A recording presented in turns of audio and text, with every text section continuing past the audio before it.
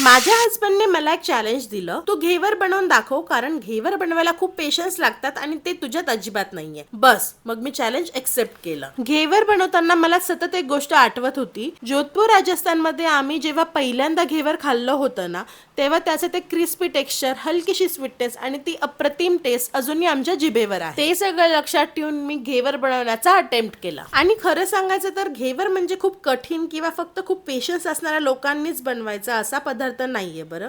सगळं प्रॉपर टेक्निकने आणि योग्य पद्धतीने केलं ना तर घेवर बनवणं ऍक्च्युली खूप इझी आहे. अँड लुक ॲट दिस, मला पहिल्याच अटेम्प्ट मध्ये घेवर एकदम मस्त जमला.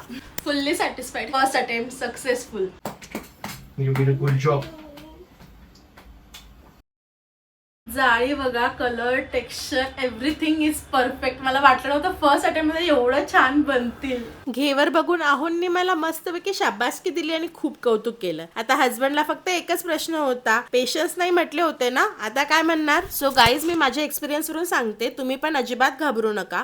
फर्स्ट अटेम्प्ट असला तरी कॅप्शन मध्ये जशी पद्धत आणि इंग्रेडियंट्स मेन्शन केले आहे ना तसं फॉलो करा. अँड आय बेट की तुम्ही पण एकदम क्रिस्पी डिलिशियस घेवर बनवणार आणि तुमचे हस्बंड सुद्धा तुमचे असंच कौतुक करणार. श्रावणचा महिना सुरू आहे, so do give it a try and follow करा मिसेस क्रंची मंचीला. So good.